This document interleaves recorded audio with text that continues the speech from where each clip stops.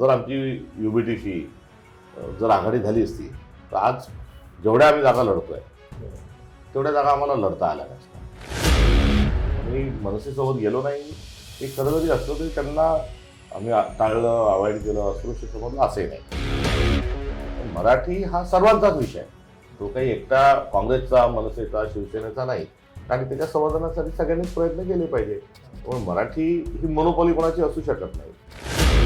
व्यवस्था, निवडणूक आयोग आणि पैसा आणि गुंडागर्दी या 4 घटकांची मदत घेऊन भारतीय जनता पक्षाने या पूर्ण निवडणुकीमध्ये, नगरपालिकेच्या निवडणुकीमध्ये धुमाकूळ जो शब्द आहे तो धुमाकूळ त्यांनी घातला. अजित पवार, एकनाथ शिंदे आणि देवेंद्र फडणवीस हे नुराखुस्ती घेतात आहे. म्हणजे ते आरोप आणि प्रत्यारोप करायचे आणि तिथे एकमेकांना सांभाळून घ्यायचे.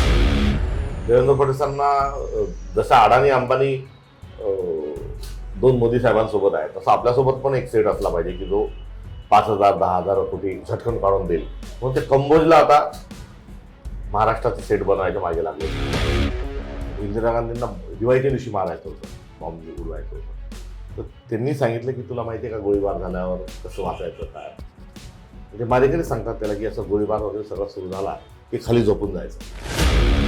विलासरावजींच्या आठवणी विसराव्या हे भारतीय जनता पक्ष त्यांच्या मनातलं बोललं हे. आणि विलासरावजींच्या संदर्भातलंच नाही तर त्यांना प्रमोद महाजनजींच्या आठवणी पुसून काढायच्या आहेत, गोपीनाथ मुंडेंच्या आठवणी पुसून काढायच्या आहेत. सत्ता मिळेल, मिळणार नाही, मात्र ज्या मार्गाने भारतीय जनता पक्षाने सत्ता मिळवली आहे त्या मार्गाने काँग्रेसला मिळवायची नाही. काँग्रेसचे प्रदेशाध्यक्ष हर्षवर्धन सपकाळ आहेत आणि सध्या पूर्ण महापालिकेचं सगळी धूम सुरू आहे. 29 महापालिकांचं आणि तुम्ही राज्याचे दौरे करत आहात. तर आधी नगर परिषदेच्या निवडणुका झाल्या आणि आता महापालिकेच्या, तर एक पक्ष म्हणून तुमची स्ट्रॅटेजी कशी असेल? आधी जे काही आपल्याला यश अपयश मिळालं त्याच्यातून आपण काही नवीन धडा घेतला का, आणि आता पुढचं आपलं प्लॅनिंग कसं असेल? पहिली गोष्ट, पक्ष म्हणून या निवडणुकीला कसं सामोरं जायचं. कारण मागच्या अनेक दिवसांपासून देशाच्या आणि महाराष्ट्राच्या राजकारणामध्ये आघाडी आणि युती ही अपर्यायता झाली आहे. आणि आघाडी युती केल्यानंतर त्याची किंमत जी आहे ती त्या पक्षाला ही मोजावी लागते. म्हणजे दरवेळेस आघाडी केल्यामुळे विरोधकांना थांबवण्याकरता एकजूट, एके ठिकाणी या, मताचं डिवायडेशन होऊ देऊ नका हे जरी सांगितलं जात असलं तरी दुसऱ्या बाजूला संघटनेचं काय. कारण आघाड्या सतत होत असल्यामुळे आमचा जो चिन्ह जे आहे हे बऱ्याच भागामध्ये ते गेल्या अनेक दिवसांपासून जिल्हा परिषदही नाही, नगरपालिका नाही, विधानसभा, लोकसभा ते तिथून गायब झालं होतं असं जे बोललं जातं ते तो एक विचार होता. आणि त्या विचाराच्या सोबत आघाडी जरी करायची म्हटली तरी स्थानिक स्वराज्य संस्थांच्या नगरपालिकेचे 288 ज्या होत्या, नगरपंचायत, नगरपालिका, तिथे 7,000चं जागा वाटप राज्यस्तरावर कसं होऊ शकतं. आणि राज्यातून काही निर्णय घेतल्यानंतर स्थानिक कार्यकर्त्यांचं काय, स्थानिक नेत्यांचं काय. युती आघाडी होत असेल तर स्थानिक नेतृत्व जे आहे त्यांनी त्याची चर्चा करावी आणि त्या पातळीवर जर होत असेल तर त्याला हिरवी झेंडी द्यावी. स्वबळावर जर लढत असतील तर त्यांच्या पाठीशी उभं राहावं. ही स्ट्रॅटेजी आमची ही होती. आणि या स्ट्रॅटेजीच्या सोबत तिकीट वाटपाचा एक फार क्लिष्ट आणि त्याच्यामधून बऱ्याच गोष्टी ज्या आहेत त्या संघटनेच्या दृष्टिकोनातून सुचारूरूपाने चालवणं अवघड होऊन जातं. तिथे एक व्यवस्था लावली, मेरिटचा निकष ठेवला आणि स्थानिकांना तिकीट वाटपाच्या संदर्भामध्ये राज्य पातळीवरून तिकीट वितरित न करता त्याचाही अधिकार हा खाली दिला गेला. त्यामुळे आघाड्या कोणाशी करायचा, स्वबळावर लढत असेल तर चांगलं, आघाडी करत असाल तरी चांगलं, काही हरकत नाही. मग इंडिया अलायन्सच्या सोबत आघाडी करा आणि समविचारी जे आहेत त्यांच्यासोबत बोलणी करा. आणि इंडिया अलायन्सच्या व्यतिरिक्त जर असेल तर मग स्टेट पार्लमेंटरी बोर्डात तुम्ही येऊन आघाडीची परवानगी घ्या. ही स्ट्रॅटेजी आपण नगरपालिकेत गेलो, ती फारच व्यवस्थित असल्याचं लक्षात आलं आणि त्यालाच आम्ही आता महानगरपालिकेत आणि महानगरपालिकेतही जो आहे ती स्ट्रॅटेजी आमची यशस्वीच झाली. कुठे काही प्रसंग आहेत मात्र ते वरतून गेले असते तर ते अधिक तीव्रतेच्या अनुषंगाने झाले असते आणि जिल्हा परिषदला तीच भूमिका घेऊन आम्ही पुढे जाणार. पण तुम्ही मनसेच्या बाबतीत म्हणजे महाविकास आघाडी मनसेच्या मुद्द्यावरून थोडीशी त्याच्यात फूट पडली, पण एकीकडे काँग्रेस केरळमध्ये डाव्या पक्षांशी युती करतो, बंगालमध्ये युती करतो, शिवसेना हाही पक्ष तसा म्हणजे हिंदुत्ववादाचा नारा देणाराच आहे. तर मनसेसोबत जाण्यामध्ये नेमका प्रॉब्लेम काय होता? मनसेच्या सोबत कुठे गेलं पाहिजे आमचा कुठलाच प्रस्ताव आमच्याजवळ आला नाही. मुंबईच्या संदर्भात जर बोलायचं झालं मुंबईत तर मुंबईमध्ये स्थानिक कार्यकर्त्यांचा खूप आग्रह होता की आम्हाला स्वबळावर किंवा इतर जे पक्ष आहेत छोटे त्यांच्यासोबत आघाडी गेली तर चालेल, पण मोठे जे पार्टनर्स आहेत ते नको, कारण आम्हाला यावेळेस निवडणूक लढायची आहे. नेत्यांचा पण तशा स्वरूपाचा एक हट्ट होता आणि तिथली एक आर्ग्युमेंट पण अशी होती की आपली मतं जी आहेत ही युबीटीला मुंबईत जातात, पण त्यांची मतं आपल्याकडे ही येत नाही. त्यामुळे एकदा आपण वेगळं लढून जे आहे हे प्री इलेक्शन पोस्ट इलेक्शन आपल्याला शिवसेना आपला युबीटी आहे त्यांच्यासोबत जाता येईल, मात्र असं लढलं पाहिजे ही त्यांची भूमिका होती, त्यांचा आग्रह होता आणि स्थानिक कार्यकर्त्यांचा विषय असल्यामुळे तो निर्णय पक्षाने घेतला आणि ह्या पक्षाने निर्णय घेऊन हा चेन्नीथलाजींनी हा शिवसेनेला कळवला देखील. मी मनसेसोबत गेलो नाही हे खरं जरी असलं तरी त्यांना आम्ही टाळलं, अवॉइड केलं, अस्पृश्य समजलं असंही नाही. हां, त्यांच्यासोबत जाण्याचा जर निर्णय असता तर त्याच्यात एक कॉमन मिनिमम प्रोग्राम त्याच्यासोबत आम्ही ठरवला असता. म्हणजे रँडमली तसंच चाललं जा असं काही हे होऊ शकलं नसतं, कारण शिवसेनेसोबतही काँग्रेसचे तीव्र मतभेद होते.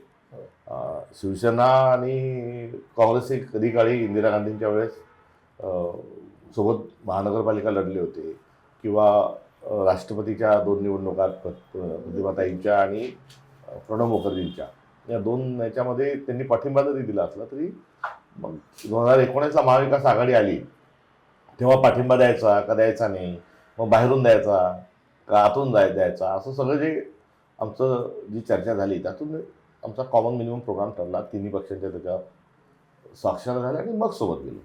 तर तशी वेळ आली असती तर मग कारण आता महाविकास आघाडी ही परावर्तित झालेली आहे इंडिया अलायन्समध्ये आणि इंडिया अलायन्समध्ये कन्याकुमारीपासून तर काश्मीरपर्यंत आणि गुजरातपासून तर नॉर्थ ईस्टपर्यंतचे पार्टनर्स आहेत.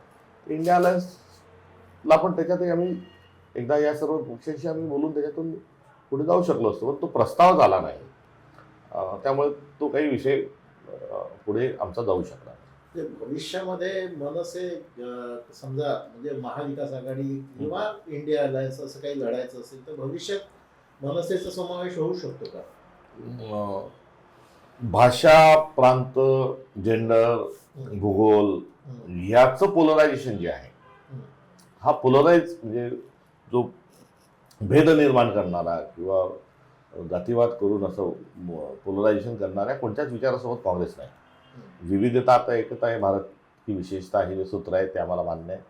संविधानाच्या अनुसूची 8 मधल्या ज्या 22 भाषा आहेत या प्रत्येक भाषेचा सन्मान आहे. यांनी सगळ्यांनी हातात हात घालून त्यांच्यात रोटीबेटा व्यवहार या सगळ्या भाषांचा होतही आलेला आहे, तो होत राहावा ही भूमिका आहे. मराठी ही महाराष्ट्राची नुसती भाषाच नाही, संस्कृतीच नाही, तर तो मराठी ही आमचा धर्म देखील आहे आणि त्या अनुषंगाने त्याच्यात पुढे तडजोड करण्याचा विषय नाही. मराठीचा अज्वल अभिमान हा काँग्रेसलाही तेवढा आहे आणि भाषावर प्रांतरचना झाली. भाषावर प्रांतरचना झाल्यानंतर त्या भाषांच्या संवर्धनाला सगळ्यांना अधिकार दिलेला आहे. त्या नावावर त्याच्या अनुषंगानं कुठे काही हिंसा करण्याचा किंवा भेद निर्माण करणं हे चुकीचं आहे. ही काँग्रेस पक्षाची मनसेच्या पेक्षा वेगळी असणारी ही भूमिका आहे. मराठीचा जो आता मुद्दा आला आता संवर्धनाचा, त्या अनुषंगाने जो 3री पासून हिंदी कंपल्सरी जी देवेंद्र फडणवीसांनी जी केली होती त्याला सर्वात आधी विरोध काँग्रेसने केला होता. म्हणजे 16 तारखेला जी निघाल्यावर 17 तारखेपासून केला. त्याच्या संदर्भात आम्ही कार्यशाळा घेतल्या, आमचे पण त्या संदर्भामध्ये मेळावे झाले. शिवसेनेचा हा लक्षवेधी ठरला कारण ते 2 बंधू येत असल्या, पण आमची भूमिका ही जी शिवसेनेची मनसेची भूमिका होती तीच आमची होती. आमच्या बोलण्यामध्ये खळखटाक नव्हतं. आम्ही मारू नये, आम्ही शिकवू ही आमची त्याच्यातली असणारी भूमिका होती. आणि हिंदी ही भाषा सक्तीच्या करण्यात माझी देवेंद्र फडणवीसांचा जो डाव आहे तो नेमका काय आहे, गायपट्टा त्यांना महाराष्ट्राचा करायचा आहे, इथपासून आम्ही त्या विरोधात होतो. तर मराठी हा सर्वांचाच विषय आहे, तो काही एकटा काँग्रेसचा, मनसेचा, शिवसेनेचा नाही. आणि त्याच्या संवर्धनासाठी सगळ्यांनीच प्रयत्न केले पाहिजे. त्यामुळे मराठी ही मोनोपॉली कोणाची असू शकत नाही. तिचे संवर्धन खरंच झालं पाहिजे. क्लासिक लँग्वेज ज्या भाषेचा दर्जा दिला, मात्र तो नुसता जसा अरबी समुद्रात शिवाजी महाराजांचा पुतळा तो भूमिपूजन झालं त्याच प्रवर्गात आहे. कारण त्यानंतर प्रत्येक विद्यापीठामध्ये मराठी डिपार्टमेंट असणं किंवा त्याचं जे बजेटिंग असणं हे काही केलेलं नाही. त्यामुळे हा राजकारणाचा विषय हा पोलरायझेशनच्या अनुषंगाने असू शकत नाही, हे काँग्रेसचं ठाम मत आहे. तुम्ही एक वाक्य असं म्हणाले आता की आमची मतं शिवसेनेला ट्रान्सफर होतात पण शिवसेनेची होत नाही. तर हा लोकसभा आणि विधानसभेचा अनुभव होता का तुम्हाला? हा, हे अशा पद्धतीने एक मतप्रवाह काँग्रेस पक्षामध्ये आहे. तो मुंबईतही आहे, सर्वदूर आहे. आणि तो काही त्यात हा आरोपाचा हा मुद्दा किंवा भाग नाही. एकमेकांची मतं एकमेकांकडे ट्रान्सफर झाली पाहिजे, ही त्याच्यातून असणारी करताना आपण आघाडी करतो की नाही.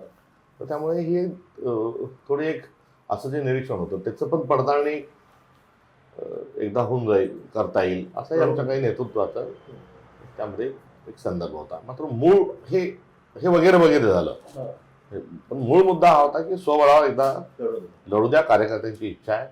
कारण जेव्हा जर आमची युबीटीशी जर आघाडी झाली असती तर आज जेवढ्या आम्ही जागा लढतोय तेवढ्या जागा आम्हाला लढता आल्या नसत्या. किंवा वंचितच्या सोबतही एक आघाडी करण्याचं आम्ही एक सकारात्मक जे पाऊल उचललं ते पण पाऊल आम्हाला काही त्या परिस्थितीत उचलता आलं नसतं. वंचितची आघाडी तुम्ही केली हे खूपच म्हणजे अनेकांनी त्याचं स्वागत पण केलं, पण एकेकाळी वंचितमुळेच तुम्हाला खूप फटके बसत गेले अनेक निवडणुकीमध्ये. वंचित ही भाजपची बी टीम आहे असं तुम्ही म्हणत होते अनेकदा, म्हणजे काँग्रेसकडून तुम्ही नाही, काँग्रेसचे लोक म्हणत होते. आणि वंचितशी तुम्ही आघाडी केली आणि शेवटच्या क्षणी असं झालं की त्यांनी 21 जागा तुम्हाला परत देऊन दिल्या. तर म्हणजे आता वंचितच्या बाबतीतलं याच्या संबंधातलं काही दीर्घकाळ धोरण आहे की तो जुना आरोप तुम्हाला आता पुसून काढायचा आहे? किंवा प्रकाश आंबेडकर साहेब जेव्हा वंचितच्या भारिप बहुजन महासंघ जेव्हा पक्ष म्हणून एक आघाडी म्हणून जेव्हा ते नेतृत्व करत होते तेव्हा काँग्रेसची आणि बहुजन आघाडीची म्हणजे आजच्या वंचितची आघाडी होती. तुम्ही बुलढाण्याचे, अकोल्याचे, तुम्हाला माहिती हो. 98ला प्रकाश आंबेडकर साहेब अकोल्यातून तेव्हा निवडून आले. कवाडे साहेब इकडे चिमूर होता तेव्हा निवडून आले. रामदास आठवलेजी पण निवडून आले. गवई साहेब अमरावतीतून निवडून आले. तो आघाडीचा प्रयोग खूप यशस्वी झाला होता. आणि वंचितच्या संदर्भात बोलायचं तर 98 आणि 99 आम्ही सोबत लढलो. पण 2004ला राष्ट्रवादी आणि काँग्रेस, कारण मग 99 नंतर राज्यात अशी परिस्थिती निर्माण झाली की विलासराव देशमुख साहेबांना मुख्यमंत्री करताना जरी सोनिया गांधींच्या विदेशी राष्ट्रवादी काँग्रेस ही काँग्रेसपासून वेगळी झाली असली तरी मॅन्डेट असा मिळाला की ते दोन पक्ष एकत्र आल्याशिवाय सरकार बसू शकत नव्हतं. त्यावेळेस सोबत आलो आणि मग त्या सोबत आल्यानंतर त्या दरम्यानच्या काळातल्या गोष्टीमध्ये आम्ही वंचित आणि आमच्यात अंतर पडलो. मग ते 99 नंतर आम्ही सोबत हे लढू शकत नव्हतो. दरवेळेस चर्चेचं घुराळ चालायचं पण शेवटावर ते काही जात नव्हतं. आता वंचितच्या संदर्भामध्ये ते अनेक आरोप आमच्यावर करतात. आताही निवडणुकांच्या अनुषंगाने आताही ते आरोप करतात आहेत. मात्र या सर्वांच्या पेक्षा वेगळं काँग्रेसकडूनही आपण म्हणतात तशा प्रकारचे काही आरोप त्यांच्यावर झाले. आता समविचारींनी एकत्र आलं पाहिजे. आणि समविचारी कोण? तर वंचितचा जो अजेंडा आहे तो काँग्रेसला विपरीत असणार भारत निर्माण करणे आहे. सामाजिक न्यायावर ते अधिक जोर देतात, ते काही चुकीचं नाही. सामाजिक न्यायावर काँग्रेसने देखील दीर्घकाळ त्याच्यावर काम केलं आणि आजही त्याच्या बाबतीतची आमची प्रतिबद्धता ती आहेच. तर तेही संविधानवादी आहे, आम्ही पण संविधानवादी आहोत. तरी हे समविचारी न राहता मित्रपक्ष म्हणून जवळ येऊ शकतात का? तर हे बहुप्रतीक्षित एक काम होतं आणि सगळ्या संविधानवाद्यांची तशी भावना आहे की हे दोघं सोबत आले पाहिजे. आंबेडकर साहेबांच्याबद्दलही आहे, आमच्याबद्दलही आहे. आणि त्या मोठ्या एका वर्गाच्या भावनेचा आदर या निमित्ताने हा झाला. आणि त्या निमित्तानं मलाही यामध्ये कार्यकर्ता म्हणून थोडं हा संवाद सुरू करता आला. अजूनही त्या संवादात मी आहे, त्याचा आनंदही आहे. मात्र हे टिकावं ही अभिलाषाही आहे. सर, वंचित आणि काँग्रेस विधानसभा असो लोकसभा असो प्रत्येक निवडणुकीच्या दरम्यान आघाडीसाठीची चर्चा होते, पण त्यांच्याकडनं सीटेची अवास्तव मागणी केल्या जात असल्यामुळे तुम्ही नेहमी त्याला नकार द्या. आता मुंबई महापालिकेमध्ये त्यांना तुम्ही 68 जागा दिल्या, जवळपास 30%च्या जवळपास. आम्ही त्यांची 32 तितकी ताकद आहे असं वाटते का तुम्हाला? आम्ही 62 जागा त्यांना मागणी काही असेल नसेल, पण चर्चेअंती 62वर आम्ही तिथे गेलो. आणि 62च्या एक मतांची समवित जसं आपल्याला म्हटलं, एक सोबत आलो पाहिजे यासाठी 2 पावलं जास्ती चालण्याचं एक कर्तव्य म्हणून तेही देखील आम्ही पूर्ण केलं.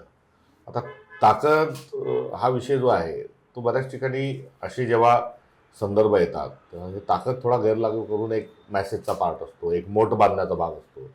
त्यामुळे मी आघाडी जेव्हा वंचितच्या सोबतची घोषणा मी जेव्हा केली तेव्हा मी हे संख्यांचं गणित नाही, म्हणजे संख्यांचा हा खेळ नाही, तर हा विचारांचा मेळ अशा दृष्टिकोनातून आघाडीकडे बघतो. म्हणून 62 जागा कमी अधिक याच्यावर या संख्यांच्या खेळाच्या संदर्भात मी न बोलता एक मेळ विचारांचा या अनुषंगानं त्या आघाडीकडे पक्ष हा बघत होता. मग त्यात ते 21 जागा ज्या आहेत तिथे त्या विचारल्या, मग 16 उमेदवार हे झाले, ह्या गोष्टी झाल्यात. 5 ठिकाणी या 62च्या शिवाय 5 ठिकाणी वंचितने उमेदवार दिले. मला असं वाटतं की ते नसतं झालं तर अधिक चांगलं झालं असतं.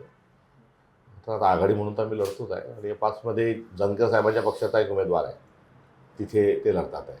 एक गवई साहेबांचं RPI जे आहे तिथे वंचित लढते आहे. एक खांडोरे साहेबांची कन्या लढते आहे, तिथे एका ठिकाणी लढतात आहे. असे हे जर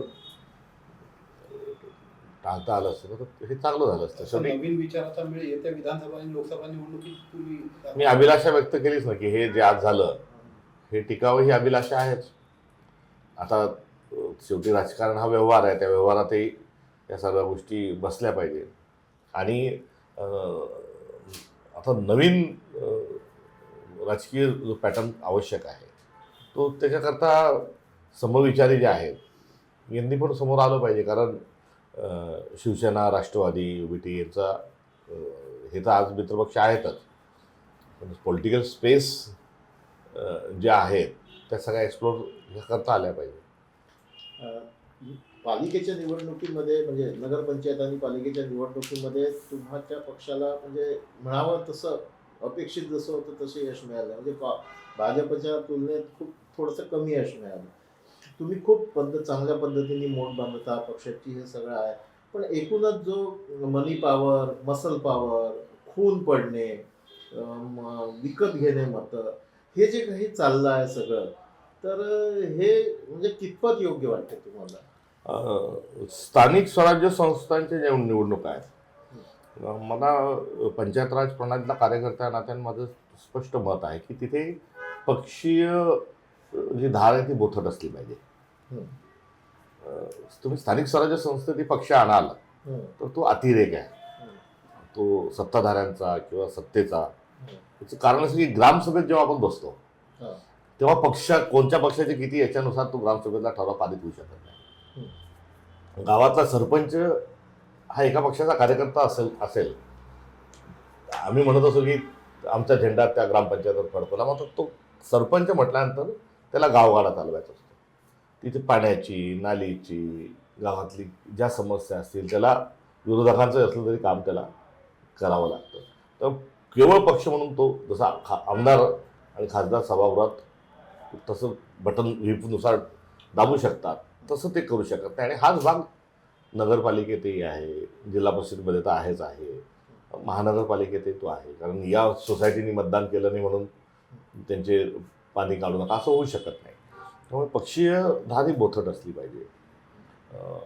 हे त्याचं नेचर ऑफ द पॉलिटिक्स आहे. आणि ती बोथट असतानाच तिथून सभ्यता, तिथे समन्वय, तिथे खेळीमेळी, स्पोर्ट्समन स्पिरिट, म्हणजे दोन विरोधक एका मोटरसायकलवर फिरतात आहे.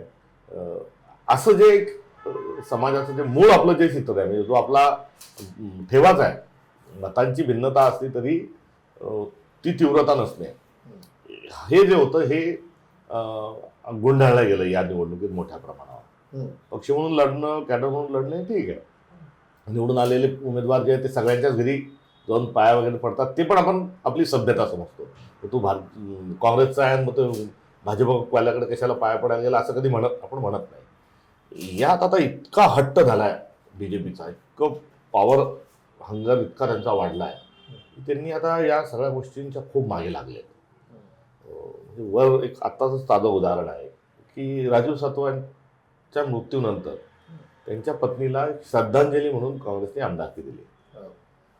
त्या काही राजकीय नाहीत किंवा राजकारणातही त्यांच्यावर निवडणुकाच्या दरम्यान जे काही हे बोललं गेलं त्याच्यानुसार आहे.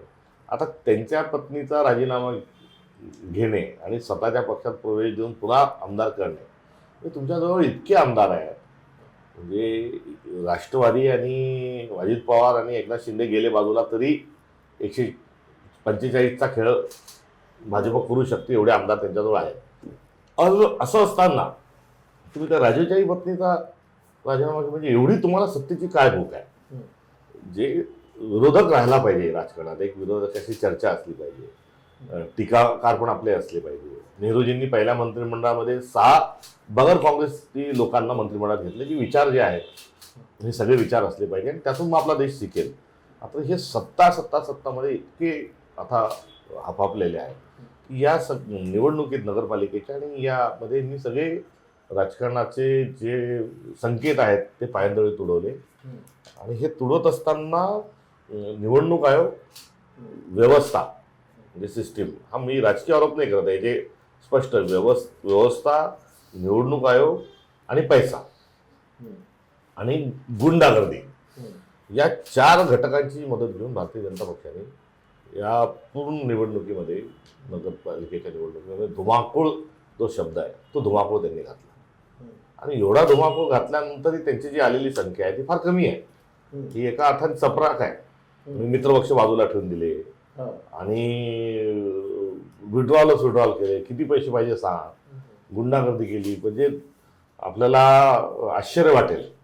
म्हणजे मी असं म्हणतो की तुम्ही काय म्हणताय, तुम्ही असं म्हणजे गैरविश्वास ठेवाल, पण तुम्ही ते चेक करून घ्या. मी तुम्हाला नंबर देईल तिथल्या आमदाराचा, तिथल्या नगराध्यक्षात. श्रीरामपूर नगरपालिकेमध्ये उमेदवार जो राहू शकतो त्या उमेदवाराला पोलीस अटक करतात, काँग्रेसच्या उमेदवाराला. कोणती तरी जुनी एक केस, तक्रार वगैरे घेऊन त्या बँकेचं लोनच्या वगैरे वगैरे अशा स्वरूपात त्याला आत ठेवतात, कस्टडीत ठेवतात. रात्री 2 वाजता ठाणेदार त्याला स्वतःच्या पोलीसच्या गाडीत बसवतो आणि विखे पाटील साहेबांच्या दरबारात पेश केला जातो. त्याला दुसऱ्या माणसाला त्यांच्या मुलाला कडे घेऊन जाणार, मग विखे पाटील साहेब खुर्चीवर बसलेले ते त्याला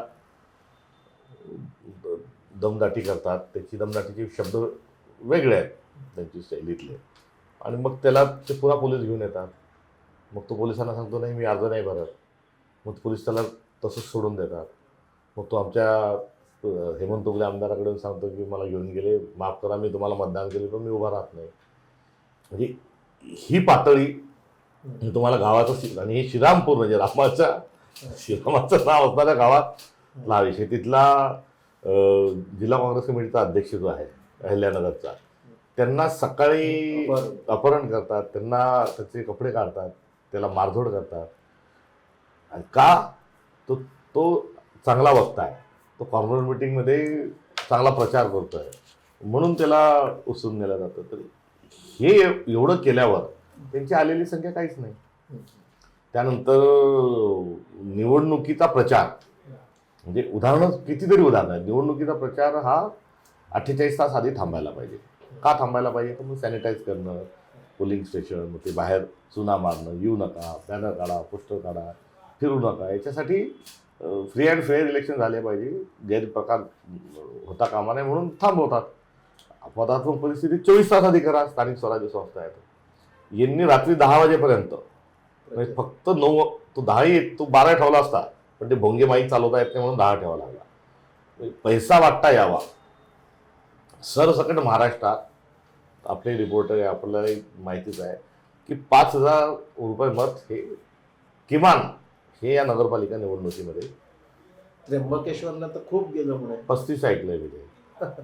35,000 रुपये मत. पण याच अनुषंगाने एक प्रश्न आहे की अजित पवारच म्हणाले की यांची राक्षसी भूक आहे, आणि तुम्ही काय म्हणाल त्याच्यावर? म्हणजे ते बोलून तर गेले आणि मग नाही, ती बोलून नाही, ती नुरा कुस्ती आहे. हा. हा, ही अजित पवार, एकनाथ शिंदे आणि देवेंद्र फडणवीस हा. हे नुरा कुस्ती खेळतात आहे. म्हणजे ते आरोप आणि प्रत्यारोप करायचे आणि तिथे एकमेकांना सांभाळून घ्यायचं. हम्म. ते जास्ती पुढे जाऊ द्यायचं नाही. त्यामुळे हे त्यांची फिक्सिंग आहे. हम्म. त्यांना आरोप करायचे आहेत, ते सिंचन घोटाळ्यातून ते चॅलेंज देतात आहे सरकारला, तर एक तर त्यांनी मंत्रिमंडळातून बाहेर पडावं हम्म. आणि भाजपला त्यांनी आरोप करावे, हम्म. किंवा ते आरोप करतात आहे म्हणून देवेंद्र फडणवीसांनी त्यांना बाहेर काढावं. तर ती पॉलिटिकल स्पेस जी आहे ती अपोनंटला घेऊ द्यायची नाही. हा पण कामा त्यामध्ये कुठेतरी लपलेला आहे. ही नुरा कुस्ती त्यांची तिथे सुरू आहे आणि त्यातून एवढा पैसा टाका तिन्ही पक्षपुढं की जो आपल्या विरोधातला जो वोटर आहे आणि विचार आहे तो दबला पाहिजे. त्यामुळे आम्हाला या निवडणुकीमध्ये यश मिळालं याची खूप कौतुक होत आहे. आणि ते कौतुक यशाच्या पातळीवर जरी नसलं तरी प्रदेशाध्यक्ष नात्यानं मी खूप समाधानी आहे आणि माझा उत्साह वाढलेला आहे, कारण कार्यकर्ते लढतात आहे. मी हार जीतच्या पलीकडे जाऊन शेवटी पक्ष लढतो कसा आहे, आपली टीम खेळली कशी, हार जीतच्या शिवाय हे जसं महत्वाचं आहे तसे आमचे कार्यकर्ते लढले. कारण एवढं बुलडोजरच चालू होतं. म्हणजे गुंडागर्दी, पैसे, दमदाटी, पोलीस प्रशासन गुंडाळून ठेवणं, काय काय प्रकार झाले नाही. आणि गुंडांना, वरली मटक्यावाल्याला, गुंडागर्दी करणाऱ्यांना तिकीटं मोठ्या प्रमाणावर दिली. याच परिस्थितीत पाय रोवून आमचा कार्यकर्ता उभा राहिला. 1,006 नगरसेवक आमचे निवडून आले. 2,500 नगरसेवक आमचे दुसऱ्या नंबरवर होते. 41 ठिकाणी आम्ही निवडून आलो आणि 76 ठिकाणी आम्ही 2 नंबरवर होतो. हे सगळं जे आहे हे उत्साह वाढवणार आहे आणि काँग्रेस हाच विरोधी पक्ष महाराष्ट्रामध्ये म्हणून आहे हे या सगळ्या गोष्टीतून स्पष्ट झालेलं आहे. मात्र 2 नंबरवर आम्ही राहायला पाहिजे होतो. भारतीय जनता पक्ष 1 नंबर आणि 2 नंबरवर काँग्रेस राहायला पाहिजे होतं. मात्र ह्या दोघांनी जे पैशाचा खेळ केला आणि रचना अशी केली. हे कुठून सुरू होतं? हे प्रभाग रचनेपासून सुरू होतं. म्हणजे प्रभाग त्यांनी मिनिटवर केले नाही. पुण्याचा व्हिडिओ आपण बघितला का की हे उचल त्या प्रभागात टाक, ते उचल, असं गावागावी झालेलं आहे. पुण्याचा तो व्हिडिओ आहे, तो शासकीय स्वरूपात आलेला आहे. मग प्रभाग रचना, वोटर लिस्ट, नगरपालिकेच्या निवडणुकीच्या वेळेस निवडणूक आयोगाने सांगितलं की दुबार मतदान असेल, त्रिबार मतदान असेल तर तिथे आम्ही स्टार लावू आणि मतदान करणाऱ्या आलेल्या माणसाला विचारू बुवा तुझं 2 ठिकाणी तू कुठे मतदान करणार आहे, आणि त्याचा तो फॉर्म भरून घेऊन त्याच्यानुसार आम्ही त्याला मतदान करू देऊ. मग असं झालं का? निवडणूक मतदानाच्या दिवशी असं कुठेच अर्ज भरला नाही, तो स्टार नाही, काहीच नाही. एकाच्या नावावर दुसरे. म्हणजे त्या दिवशी दिवसभर काय चाललं की बोगस मतदार पुढे पळतोय, पोलीस त्याला पकडतात आहे, मंगल कार्यालय भरलेले आहेत तिथे बोगस मतदार आलेला आहे, गाड्यांमधून बोगस मतदार आणलेले आहे. हे दिवसभर सर्व हे चाललं. म्हणजे निवडणूक आयोग खोटं बोलतोय. तुम्ही निवडणूक आयोगाने सांगितलं की आम्ही असं करणार तरी ते झालं नाही. मला आता काय म्हणायचं? या निवडणुकीत तर त्यांनी स्टार फार सगळं सोडूनच दिलं. त्यावेळेस सांगितलं की आम्ही त्याच्यावर चिन्हांकित करू. आता त्यांनी तेही बंद केलं. विधानसभेचे अध्यक्ष जे आहेत हे बहिणीसाठी, भावजाईसाठी आणि भावासाठी 3 प्रभागांमध्ये तिथे अर्ज पडून आहेत म्हणून ते टपोरीपणा करतात. त्यांची जी हातबित हलवायची पद्धत जी आहे ती मवाल्यासारखी आहे, दमदाटी करतात. आता तू बाबा विधानसभा अध्यक्ष, तिथे काय काम, म्हणजे किती खाली उतरायचं? राजकारणाचा रासच करून टाकला सगळा. पण हा नुसता राजकारणाचा रास नाही होणार, हा अराजकतेच्याकडे आपल्याला घेऊन चालले. हे हिंसेकडे, अराजकतेकडे, कारण याचा स्फोट होईल. यातून निघणार काही नाही ना चांगलं. आम्ही ही लढाई आहोत, वैचारिक कमिटेडली आहोत, आम्ही ती लढतोय. आणि ही लढाई काही काँग्रेसचीच एकट्याची असं नाही आहे ना. यासाठी सगळ्या नागरिकांनी येऊन लोकशाही वाचवण्याच्या अनुषंगाने जे चूक आहे त्याला चूक म्हणण्याकरता सगळ्यांनीच पुढे आलं पाहिजे. मताधिकार दुरुस्त करा हा काही काँग्रेसचा मुद्दा आहे का? काँग्रेस त्याला मांडतोय, राजकीय पक्ष त्याची जबाबदारी पण आहे, परंतु हा सर्वांचाच मुद्दा आहे ना. जर रेशन कार्डच्या यादीमध्ये घोळ असला तर तो दुरुस्त करण्याकरता आपण पुढे येतो. आपण यादी लागली, मेरिट लिस्ट लागली, त्याच्यात प्रवेशाची, त्याच्यामध्ये जर गडबड झाली तर आपण आगपाखड करतो. ही तशाच प्रभागातली गडबड आहे ना. इथे हा आपला अधिकार जो आहे तो त्याचं हनन होत आहे. तर या मुद्द्याला आता राष्ट्रीय मुद्द्यांसारखी आहे, सर्वांच्या मुद्द्यासारखा हा मुद्दा आहे. पर्यावरणाचा मुद्दा सगळ्यांचा आहे. तसा निकोप फ्री अँड फेअर इलेक्शन झाले पाहिजे हा मुद्दा सगळ्यांचा आहे. महागाईच्या अनुषंगानं मुद्दा सगळ्यांचा आहे. बेरोजगारीच्या अनुषंगानं हे मुद्दे सगळ्यांचे आहे. शेतमालाच्या भावाचा मुद्दा हा सर्वांचा आहे. तर या मुद्द्यांचा जाब विचार नाही. याकरता म्हणजे विरोधक या नात्यानं काँग्रेस काय करते हे आम्हाला विचारतात. ते बरोबर आहे, आम्ही काय करतोय सांगितलं पाहिजे. कमी पडत असेल तर ते वाढवलं पाहिजे. पण हे सर्वांनी मिळून जे करण्याचे जे मुद्दे आहेत, कारण सभ्यता बाजूला गेली, विधानसभेमध्ये चर्चा होत नाही, विरोधी आमदार जे निवडून आलेले आहेत त्यांना कोणताच निधी देऊ नका, आणि शेवटी तो पण लोकप्रतिनिधी आहे ना. हे सगळं जे चाललंय यातून हे सर्व कशासाठी, तर हे करप्शनचा पार्ट आहे. पैसा कुठून येतो यांच्याजवळ? एक शासकीय योजनेतून. शासकीय योजनेतला सगळा मग वेगवेगळे त्याच्यातले सगळे विषय आहेत. म्हणून मी देवाभाऊ म्हणू नका, टक्का भाऊ म्हणा, हां टक्का खाऊ म्हणायचा का भाऊ म्हणायचा, आता तो ते जे म्हटलं आहे. तर हा राजकारणापुरता आरोप नाही ना. समृद्धी महामार्गातलं श्वेतपत्रिका ते काढायला तयार नाही. जे सगळे बिल्डिंग्स आहेत त्याचं सोशल ऑडिट करायला तयार नाही. ज्या फाईलवर मुख्यमंत्र्यांची सही आहे त्यात अनेक भ्रष्टाचाराचे प्रकरणं आहेत. मग हे सही यांनी अजाणतेपणाने केली आहे का? जर तुमचा भ्रष्टाचाराशी संबंध नाही मग तुम्ही मुख्यमंत्री या नात्यानं गप्प का? SP ची बदली पैसे घेतल्याशिवाय होत नाही. पोलीस विभागाकडून हप्ते जातात म्हणून लॉ अँड ऑर्डरची परिस्थिती खराब आहे. मग पैसे कुठे जातात? गृहमंत्री कोण आहे? वरली मटका, गुटखा, हे आज अंमली पदार्थ हे वाढतात आहे, हे कुठून? तर ते पैसा जो एक येतो त्यांचा शासकीय योजनेतून. दुसरा जमीन लँड माफिया. प्रत्येक गावातले जे लँड माफिया आहेत हे आता सत्तेच्या खूप जवळ आहे. नागपूरलाही महापौर म्हणून कोणतो एक यांचा लालवाडी का काहीतरी एक जो आहे, म्हणजे त्याचा प्रवास कोण आहे कोणाच्या जवळचा, म्हणजे तिथून पैसे येतात आहे. पार्थ पवारचं प्रकरण हे त्यातलंच आहे. देवेंद्र फडणवीसांना जसा अडाणी अंबानी 2 मोदी साहेबांसोबत आहे तसा आपल्यासोबत पण एक सेट असला पाहिजे की जो 5,000 10,000 कोटी झटकन काढून देईल. म्हणून ते कंबोजला आता महाराष्ट्राचे सेट बनवायच्या मागे लागले सगळे. SRA हे ते प्रोजेक्ट केला. म्हणजे 2 नंबर एक शासकीय योजनेतून, 2 नंबर जमिनीचा व्यवहार लँड त्याच्यातून. तिसरा जो आहे, तिसरा अवैध आणि गुंडागर्दी या मार्गाने पण ते पैसे मिळतात आहे. म्हणजे किती हे दुर्भाग्य की एक राजकीय पक्षाचा मी कार्यकर्ता, पक्षाचा प्रमुख यानंतर मला महाराष्ट्राच्या माजी मुख्यमंत्र्यावर आणि सध्याच्या उपमुख्यमंत्र्यावर हे ड्रग्सची फॅक्टरी चालवतात याच्यात त्यांचे हात आहे हा आरोप करावा लागतो. आणि ह्या आरोपाचा नुसता हा आरोप नाही तर त्यांच्या सातारचं जे शेत आहे या अधूनमधून आराम करायला जातात हेलिकॉप्टरने, त्या शेतातला लागून बाजूला तिथे ड्रग्सची फॅक्टरी सापडली.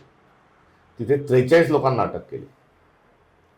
त्या 43 लोकात 40 जे आहेत ते कामगार हे बंगाली होते. आता बांगलादेशी होते का बंगाली होते माहीत. त्यांना सोडायला लावलं. त्यांची नावं पण त्यांच्याजवळ नाहीत.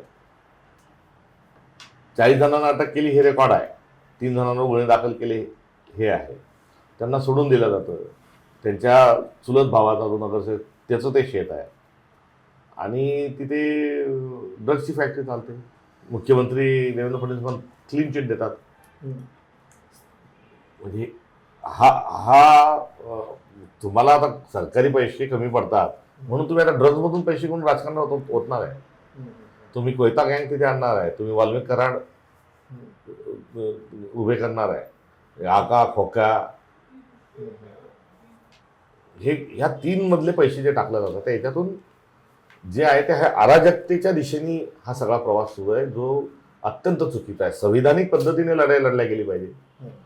आपण अहिंसक पद्धतीने सत्य अहिंसा मूल्य घेऊन पुढे चाललोय, तर संविधान तुम्ही गहाण ठेवत चालले, व्यवस्था गुंडाळत चालले, तर यातून हिंसाच होणार आहे ना. आणि मग आपल्या शेजारी पाजारी जे झालं, श्रीलंका, नेपाळ आणि बांगलादेश, हे असाच भारत तुम्हाला करायचा हा त्याचा अर्थ आहे. एक मुद्दा असा होता पुन्हा की फडणवीस असं म्हणतात की मी कायम विकासाच्या मुद्द्यावरच पालिकेच्या निवडणुकीत बोललो, आताही मी विकासाच्या मुद्द्यावरच बोलतो. खरोखर यांनी गेल्या 1 वर्षामध्ये विकास केला का, म्हणजे महाराष्ट्राचा आणि पर्टिक्युलरली विदर्भाचा? त्यांनी विकासाच्या मुद्द्यावर बोलत असताना त्यांनी श्वेतपत्रिका द्यावी. आणि विकास आता 100 स्मार्ट सिटी, सगळे बंद. तर त्या 100 स्मार्ट सिटीतली महाराष्ट्रातल्या किती होत्या त्या स्मार्ट सिटी त्या सांगाव्यात. नंबर 2, सगळे जे रस्ते आहेत हे महाराष्ट्रातले खोदून ठेवलेले आहेत महानगरातले. आणि कोणत्याही शहरामध्ये जा तुम्हाला धूळ दिसेल. ही धूळ जी आहे ती भ्रष्टाचाराची धूळ आहे. म्हणजे काम निकृष्ट सिमेंटचं झाल्यानंतर त्याची धूळ येणार. तर पिण्याच्या पाण्याच्या समस्या, ट्रॅफिकची समस्या, प्रदूषण आता काही हा दिल्लीपुरता मुद्दा झाला नाही, तर मग हा कुठे आहे? आणि तुम्ही जर विकासाचं सांगताय तर मग तुम्ही विकासाच्या अनुषंगाने समृद्धीचं उदाहरण तुम्ही देता. समृद्धीला मान्य करू की इतक्या तासात माणूस नागपूरचा मुंबईला जातो, अरे पण त्याला पेट्रोल भरायला तुम्ही त्याच्या खिशात पैसे ठेवले नाही. आणि हा रस्ता बांधून तुम्ही जे 2000 कोटी काढले त्याचं काय? त्याच्यातून 50 ओके एकदम ओके हा नारा तुम्ही महाराष्ट्राला दिला का? आता शक्ती महापीठ जे करतात आहे ती कोणाची मागणी आहे? कोणत्या नागपूरवाल्याची मागणी आहे? कोणत्या गडचिरोलीवाल्याची आहे? तुम्ही तो रस्ता का करताय की गडचिरोलीचं आयमार हे तिकडे निर्यात करावं म्हणून तुम्ही तो रस्ता करताय. त्याला तुम्ही विकास म्हणणार आहे का? पोलीस प्रशासन आज आता हिदायत पटेलांचा चाकूने हल्ला झाला अकोल्याला, ते होतात. आता विकास तुम्ही याला म्हणताय का? 2 मर्डर नगरपालिकेच्या निवडणुकीच्या दरम्यान झाले. एक सोलापूरला झाला आणि एक खोपोलीला झाला. मग हा विकास आहे का तुमचा? तुम्ही लोकशाहीवरचा लोकांचा विश्वास उडत चालला, तो आहे का? बेरोजगारांना तुम्ही रोजगार दिले, शेतकऱ्यांच्या शेतमालाला तुम्ही भाव दिले, तुम्ही लॉ अँड ऑर्डरची परिस्थिती चांगली केली, तुम्ही मराठी शाळा ज्या आपल्या सरकारी शाळा ज्या आहेत त्याची पटसंख्या तुम्ही वाढवली. तर मग हे इंडिकेटर जे आहेत, विकास हा काही ते सांगतील आपण ऐकावं असं नाही आहे. विकासाचे पॅरामीटर्स आहे. ह्युमन डेव्हलप इंडेक्समध्ये महाराष्ट्र हा कसा वाढला, कुठे होता, कितव्या नंबरवर, किती आला, आपला निर्देशांक किती आहे, शाळेतलं ड्रॉपआउट पर्सेंट किती होतं, किती कमी आलं, इन्स्टिट्यूशनल डिलिव्हरी किती होतात आहे, हॅपीनेस इंडेक्स काय आहे, दरडोई उत्पन्न किती वाढलं, हे विकासाचे एकक आहेत ना. हे काही आम्हीच म्हणतो म्हणून आहे. त्यांनी या विकासाच्या एककाच्या माध्यमातून बोलावं. अमर्त्य सेनच्या पूर्वी विकास मोजता येत नव्हता, पण त्यांना नोबेली मिळालं, आपण त्यांना भारतरत्न दिलं. त्यांनी आपला जो माप दिला आता विकास मोजायचा, त्याच्यामध्ये तुम्ही विकास मोजून सांगा की आमचा विकास झाला. त्याच्यात इन्फ्रास्ट्रक्चरही आहे त्या ह्युमन डेव्हलपमेंट इंडेक्समध्ये, तर सगळंच आहे. मग त्यांनी त्याचा हवाला देऊन बोललं पाहिजे ना. कारण विकास हा काही वादाचा आणि चर्चेचा विषय नाही. त्याचे ताप आला की मोजता येतो, पाणी मोजता येतं, धान्य मोजता येतं, तसा विकास मोजता येतो. तर तुम्ही दाखवा. सर एक प्रश्न होता, तुम्ही जिथे बसले तिथे बावनकुळे या कार्यक्रमात आले आणि त्यांचं असं म्हणणं होतं की बा काँग्रेस हा पराभवाचं विश्लेषण करत नाही, आणि तरी उदाहरण देताना सांगितलं की लोकसभेत काँग्रेस जिंकली आणि विधानसभेपर्यंत निर्धास्त राहिले, तर लोकसभेत भाजप हरली आणि त्यांनी विश्लेषण केलं, कुठे कुठे कमी पडतात त्याचे उपाययोजना केल्या आणि ते विधानसभेत जिंकले. हे खरंच असं होत आहे? त्या 2 निवडणुकांचं विश्लेषण होऊन ते क्रेडिट घेऊ शकतात, कारण 2 निवडणुकांमध्ये 6 महिन्याचं अंतर होतं. त्यामुळे लगेच त्यांना शिकून काही करता आलं असा त्यांचा जो दावा आहे तो करण्याकरता त्यांना जागा आहे. पण त्या विश्लेषणामध्ये त्यांनी हे पण जोडायला पाहिजे होतं की लोकसभेच्या निवडणुकीनंतर आम्ही 60 लाख मतदार यादीतले कमी केले आणि 45 लाख मतदार आम्ही वाढवले. हा पण एक त्यांनी हवाला जर दिला असता तर चांगलं झालं असतं. आणि त्यानंतर त्यांनी अजून बोलले असते की या काळामध्ये मुख्यमंत्री देवेंद्र फडणवीसांनी महाराष्ट्रभर दौरे केले नाहीत. ते मराठवाड्यात एकाही ठिकाणी दौऱ्यावर ते गेले नाही. या काळामध्ये ते त्यांच्या रामटेक बंगल्यामध्ये बसून छोट्या छोट्या मोठ्या सगळ्या जातीच्या शिष्टमंडळांना बोलवून त्या जातीचे मतं ही मराठा विरोधात घेऊन काँग्रेसकडे कशी आणता येतील याचं त्यांनी नियोजन केलं. हे पण विश्लेषण त्यांनी जर सांगितलं असतं तर अधिक बरं झालं असतं. त्याच्यात त्यांच्या जो एक मतदार याद्या बनवत असताना तो एपिक नंबर कुठून आला, काय आला, एका एपिक नंबरवरून 10,000 नंबर कसे आले, बावनकुळे साहेबांनी त्यांच्या कामठी मतदारसंघामध्ये कसे मतदान वाढवले, एका घरामध्ये 10/10च्या खोलीत 200 मतं कसे टाकले. तरी आपण विश्लेषण केलं काय मुद्दा नाही, हे आहेच ना तो विश्लेषण त्यांचा. आता आमच्या विश्लेषणानंतर आम्हाला जो रिझल्ट आहे तो देण्याकरता पुढची लोकसभा आहे किंवा स्थानिक स्वराज्य संस्थांच्या निवडणुकीत तुम्ही आपण ते म्हणू शकता. तर पुढच्यातून पुढे येण्याकरता आम्हाला असणारा एक वेळ आहे. पुन्हा त्यांच्या बोलण्यात आणि काँग्रेसच्या अवधारणेमध्ये जो एक फार मोठा फरक आहे. आणि आज राहुल गांधींसारखं एक नेतृत्व आम्हाला लाभल्यामुळे आज हे करण्याच्या अनुषंगानं उत्साह पण आहे आणि ते करण्याच्या अनुषंगानं आमचं तो मॅन्डेट पण आहे की वैचारिक लढाई आहे, वैचारिक संघर्ष आहे, तो लढा. सत्ता मिळेल मिळणार नाही, मात्र ज्या मार्गाने भारतीय जनता पक्षाने सत्ता मिळवली आहे त्या मार्गाने काँग्रेसला मिळवायची नाही. आम्ही वैचारिक लढाई आहे. शेवटी सत्ता म्हणजे कुठून येते तर संघटनेतून येते. संघटना म्हणजे पक्ष. संघटना पक्ष कुठून येतो तो विचारातून येतो. मग जो विचार आहे, आमचा विचार कोणता आहे, तो शिवशाहू फुले आंबेडकरांचा विचार आहे, ज्याला संविधानचा विचार आहे म्हणतो. आमचा तो विचार आहे. त्या पक्ष विचारातून आमची संघटना आहे आणि संघटना या विचारातून मतं मागते. ते मतं आम्हाला मिळो ना मिळो आम्ही, आणि सत्ता मिळाली तर जे धोरण आहेत त्यांची आम्ही अंमलबजावणी करू. आता तुम्ही तुमचा विचार कोणता तो तुम्ही सांगायला तयार नाही. या डांगेवरून त्या डांगेवर, त्या डांगेवरून त्या डांगेवर. तुमची संघटना कोणची, तर मग ही काँग्रेसमधून आयात केलेले लोक ही तुमची संघटना आहे का? तुमची सत्ता कोणची, तर अडाणी अंबानींचं चांगलं करणं ही तुमची सत्ता आहे का? हा जो एक फार मोठा डाव आहे हाही समजला पाहिजे. आणि मलाही आपल्याशी सगळ्यांशी एक जवळीकचा मोकळेपणाचा लाभ घेत असताना रिझल्ट जो आहे म्हणजे तुम्ही सत्तेत काय येत नाही, त्यांना हे जमतं, तुम्हाला का जमत नाही, हे जे विचारलं जाणं एका बाजूला हे स्वाभाविक जरी असलं तरी याची कॉस्ट जी आहे ती पे करावं लागणार आहे पूर्ण देशाला, चांगल्या अर्थाने वाईट अर्थाने. काही काळात सत्तेवर या हे खूप मोठं एक प्रेशर जे आहे हे पॉलिटिकल पार्टींवर असणं हे किती पोषक आहे का घातक आहे हा पण एक प्रश्न मला उपस्थित करायचा आहे. नागपूरसाठी काय आहे, म्हणजे नागपूर महापालिकेत तुमची काय रणनीती आहे? कारण ते तुम्ही सलग 3 वर्ष बाहेर आहे सत्तेच्या. आता रणनीती सर्व जे नेते विखुरलेले आमचे आहेत असं आरोप होत होता, ते नव्हते तसे. या सगळ्यांची पुढे वाद न देता एक माफक मोठ बांधण्यामध्ये यश आलंय. ती एक आहे. त्यानंतर आमचं स्वतःच्या बळावर पक्ष म्हणून आम्ही पुढे गेलो. आघाडी आमची होऊ शकली नाही, जागा जास्ती मागत होते, त्याच्यामुळे तोही आमच्यावर कुठे आरोप प्रत्यारोप जरी असले तरी नागपूरमध्ये काँग्रेस का हरते याचं सगळ्यांनी जे विश्लेषण आम्ही आपल्या सगळ्यांच्या माध्यमातून आणि कार्यकर्त्यांकडून जे ऐकलं तर ते काँग्रेस ही एकसंघ स्वरूपामध्ये पुढे जात नाही म्हणून पराभव होतो. हे आपण सर्वांनी जे आम्हाला मूल्य सांगितलं होतं ते आम्ही शिकलो आणि त्यातून एक संघ करण्याचा प्रयत्नात आहोत. आणि सर ते वडेट्टीवार म्हणत होते की आम्ही आता विदर्भाचा मुद्दा घेणार आहे, तर ती तुमच्या काँग्रेसची भूमिका आहे की वडेट्टीवारांची आहे?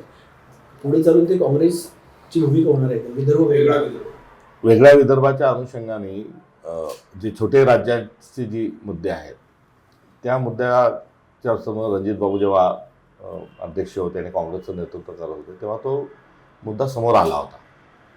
आणि तो समोर मुद्दा आल्यानंतर पक्ष म्हणून त्यामध्ये काँग्रेसनी राज्याच्या लोकांनी ठरवावं अशाची भूमिका त्यावेळेस घेतली होती. छोटं राज्य हे नियोजनाच्या दृष्टिकोनातून चांगलं होत असेल तर हरकत नाही, हा पण मुद्दा होता. आणि या विदर्भाच्या आंदोलनातून तेलंगणाचं आंदोलन पेटलं. आता तेलंगणाचं राज्य हे काँग्रेसनी आंध्र आणि तेलंगणा हे राज्य त्यावेळेस वेगळं केलं होतं. मात्र आता तो मुद्दाच आज राहिला नाही. ज्या वेगळा विदर्भ होत नाही तोपर्यंत लग्न करणार नाही असे सांगणारे जे आहेत ते आता महाराष्ट्राचे मुख्यमंत्री झालेले आहेत. त्यांना मुलंबाळही झाले, त्यांचं लग्नही झालं. त्यामुळे हा जेव्हा मुद्दा नव्याने एकदा जनतेची मागणी स्वरूपात येईल तेव्हा यावर पक्ष मागची भूमिका आणि आज याच्यात काय करायचं त्याच्यात दोन्हीत अंतर पडणार नाही. आता आपले मुलं वगैरे जे पुढची पिढी तो वेगळ्या विदर्भाची मागणी होती ही त्यांना माहिती आहे की नाही. जय विदर्भ एकमेकांना आपण म्हणायचो. तुम्ही पण विदर्भाचे हो. वडेट्टीवारांची भूमिका आहे तशी.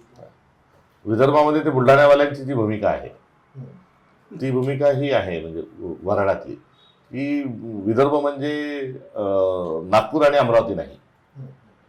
तर हे आमचा पण जे विदर्भाचं महाराष्ट्रात झालं ते विदर्भात बुलढाण्याचं, वाशिमचं, अकोल्याचं होऊ नये ही. कारण या सगळ्या मेळाव्यांना, कार्यक्रमाला हे सगळं असताना आम्ही त्याच्यात होतो तेव्हा माझं व्यक्तिगत जे होतं की अनुशेषासह आपल्याला वेगळा विदर्भ मिळावा. आणि त्या अनुशेषामध्ये कारण तेव्हा सगळ्यात जास्त कमी सिंचन क्षमता बुलढाणा जिल्ह्याची होती. त्यामुळे त्यामध्ये पुन्हा आपल्यामध्ये होऊ नये असा तो विषय आहे. जुनं एखादं वाचलेलं पुस्तक किंवा जुनं आपण जीवन जगलो ते तुम्ही पुन्हा रिन्यू या निमित्ताने केलं यावर अजूनही आपल्याला थिंकिंग करून केलं पाहिजे. पण गडचिरोलीच्या माणसाला मुंबई आणि दिल्ली हे समान अंतरावर आहे. हो. आणि डिसेंट्रलायझेशन ऑफ द पॉवर म्हणजे 73-74 घटनादुरुस्तीचं जे सूत्र होतं ते सूत्र पण आपण मागे सोडत चाललो. पहिले नागपूरला कमिशनर ऑफिस होतं ते खूप स्ट्रॉंग होतं. कमिशनर ऑफिसचा जलवा होता. आता कमिशनर ऑफिसला कमिशनर कोण आहे बहुतेक तुम्हालाही माहीत नसेल. आणि तो कमिशनरचे पॉवर काढून टाकलेले आहेत. त्यामुळे सगळी अधिकार हे आता केंद्रित जे आहे ही विदर्भाच्या मागणीचं जे कारण आहे ते अधिकाराच्या विकेंद्रीकरणाचं आहे, हिस्साचं आहे. आता 4250 आमदार आणि 750 खासदार या 5000 लोकांनीच देश चालवायचा हा जो आग्रह वाढला आहे हा सत्ता विकेंद्रीकरणाच्या माध्यमातून स्थानिक स्वराज्य संस्थांचं असेल, त्याचे पॉवर शेअरिंगचे जे पॉईंट्स असतील, जे काम नागपूर कमिशनर ऑफिसमध्ये व्हायचं यासाठी आता मुंबईला जावं लागतं. आता विदर्भातल्या 4 महत्वाच्या महापालिकांच्या निवडणुका त्यात नागपूर सगळ्यात मोठा आहे. मुख्यमंत्र्यांचं शहर आहे, केंद्रीय मंत्री आहे. त्याच्यामुळे तुमची लढाई काँग्रेस पक्षाची भाजपसोबत जास्ती मोठी आहे. असं असताना तुमच्या पक्षाने तिकीटं वाटप करताना भाजपच्या सांगण्यावरून तिकीटं विकले असे आरोप होत आहेत. त्याचे रोज नवनवीन व्हिडिओ तयार होतात की काँग्रेसने तिकीटच भाजपच्या सांगण्यावरून विकले. याच्यावर हे फेक नेरेटिव्ह पसरवण्याचा हा प्रयत्न आहे. जे काँग्रेसमध्ये नाहीत ते असा आरोप करतात आहेत म्हणजे या तिकीट वाटपाच्या प्रक्रियेत कुठेही नव्हते आणि काही मित्रपक्षांना आम्ही सामावून घेऊ शकलो नाही. त्यामुळे त्यांनी केलेले हे आरोप आहेत आणि या आरोपात कुठल्याही प्रकारचं तथ्य नाही. पण अशा आरोपांना तुम्ही कसं खंडन कराल? तुमच्या पक्षाकडून दुसरी याच्यावर कुठलीच भूमिका मांडली जात नाही किंवा सांगितलं जात नाही. लोकांमध्ये नाही. कसा प्रचार मतदारांमध्ये झाला? आता यात आम्ही भाजपशी हात मिळवत केलेलं नाही हे त्याचं काही उत्तर असू शकत नाही किंवा ते नाहीच. ती वस्तुस्थिती तर नाही. भाजपने 57 लोक काढल्यानंतर त्याचं उदात्तीकरण सुरू आहे. तो पण एक भाजपचं कौशल्य आहे ते नेरेटिव्ह करण्याचं. त्यांनी कोणाकोणाला तिकीटं दिली, चांगल्या लोकांची तिकीटं कापली. हा जो एक नेरेटिव्ह नावाचा एक नवीन जो एक माफी मागून तुमचा तो शब्द वापरतो तोच आहे धंदा सगळ्यात मोठा आहे. एकेकाळी शाळा काढणे, काही काढणे हे जसे झाले ते तसा आता हा नेरेटिव्ह नावाचा एक परवलीचा शब्द झालेला आहे. आता सध्या या निवडणुकांमध्ये आणि मागच्या बिनविरोध लोक निवडून येण्याचा मुद्दा खूप प्रकर्षाने समोर आलेला आहे. ते न्यायालयात ते प्रकरण असतं. तुमचं काय मत आहे? निर्विरोध निवडणुका ज्या आहेत त्या एक आदर्श स्वरूपाने एखाद्या गावाच्या संदर्भात त्या बघितल्या जायच्या. मात्र दमदाटी करून म्हणजे काही चळवळीतली जी गावं आहेत ती करायची किंवा विनोबांच्या ग्रामदानी गावामध्ये हात वर करूनचा एक ती पण एक पद्धत राहायची. अशा स्वरूपाने त्याला कुठेतरी एक अधिष्ठान, विचारांचं अधिष्ठान किंवा त्या गावाच्या संस्कृतीचं अधिष्ठान किंवा रिस्पेक्ट. एखादा समजा हे स्वरूप सिंग नाईक वारले. स्वरूप सिंग नाईक 80 साली खासदार झाले. खासदार झाल्यानंतर दिल्लीत खासदार म्हणून राहत असताना इंदिरा गांधीने सांगितले की नाही, तुम्ही खासदार नाही, यांना आदिवासी मंत्री बनवा. तर त्यांनी खासदारकीचा राजीनामा दिला आणि आमदारांनी आमदारकीचा राजीनामा दिला. माणिकराव गावजी एक तर ते खासदार आमदार म्हणून स्वरूप सिंग नाईक निवडणुकीला उभे राहिले. तेव्हा जनता दलाने, तेव्हा भाजप नव्हती, ते जनता दलाने सांगितलं की तुम्ही आता राहा, आदिवासी आपला मंत्री झालेला आहे, आम्ही उभं राहत नाही. त्या जनता दलाच्या माणसाला निवडून आल्यावर स्वरूप सिंग नाईकांनी सांगितलं की तुम्ही माझ्यासाठी माघार घेतली, आता मी तुमच्यासाठी काय करू? तुम्ही जिल्हा परिषद अध्यक्ष हो, तुम्ही लढता की तुम्हाला मी काय देऊ? त्यांनी सांगितलं नाही, मी माझ्या पक्षात आहे, तुम्ही तुमच्या पक्षात आहे, मी निवडणुका माझ्या लढत जाईल, पण तुम्हाला सन्मान म्हणून, रिस्पेक्ट म्हणून तुम्हाला अनापोज आपण दिला. विश्वजित कदम, पतंगराव कदमजीचा मृत्यू झाल्यानंतर विश्वजित कदम उभे राहिले. तेव्हा भाजप सगळेच होते. तेव्हा कार्यकाळ पण 1 वर्षाचा राहिला होता. त्यामुळे विश्वजित कदमला पण अनपोज तेव्हा दिलं. तर ह्या कारणांचं अनपोज आणि हे जे आता नवीन आणलं पॅकेज अनपोज, धाकदपण अनपोज, कॉलर पकडून, तो व्हिडिओ पाहिला असेल ना, कॉलर पकडून आणून व्हिडिओवर घ्यायला भाग पाडलं, तो अनपोज. आता तो रामू गजबे इथले एक उमेदवार आहे, तर त्यांचा अर्ज व्हिडिओ झाला असता तो अनपोज इथला एक SC का ST कॅटेगरीतला एक माणूस येणार होता. त्याला ते पैसे द्यायला गेले. म्हणजे आता तू पैसे नाही घेतले, तू लढला म्हणून आता राजकीय पक्षाने आपण सत्कार करावा, ही वेळ आली. ते फ्री अँड फेअर जे आहे ते होत नाही. नंबर 1, राईट टू रिकॉल नावाचा एक जो मुद्दा आहे हा थंड बसण्यात पडला. म्हणजे सिटीजन चार्जशीट जे आहे, म्हणजे नागरिक म्हणून अधिकार करताना आपल्याला मतदान देण्याचा अधिकार आहे, पण तो जर लायक निघाला नाही तर त्याला वापस बोलवण्याचा अधिकार हा वोटरला असला पाहिजे. हे पण एक आंदोलन होतं. ते आंदोलन बरंच नानी पालखीवाला जे वगैरे इंटेलेक्च्युअल लोकांचं चालू होतं. काही काळ ते अण्णा हजारेंच्या पण हातात ते खेळणं म्हणून लागलं. त्यांनी पण ते थोडे काळ खेळले होते त्याच्याशी. ते राईट टू रिकॉल वापस राहिला की आपण दिलेला लोकप्रतिनिधी जर चुकीचा निघाला तर काय करायचं. तर हे नागरिक म्हणून ज्या मागण्या आहेत, ह्या सगळ्या मागण्या आपल्या क्षीण होतात आहे. आणि हे अनपोज सारखे जे अहंकार जे आहे, राक्षस जे आहेत, हे गिळूनकृत लोकशाहीला करत आहेत. एक मुद्दा असा होता की आता हे सगळं जे काही अनपोज किंवा हे जे काही आता त्याची सगळ्याची चौकशी होईल.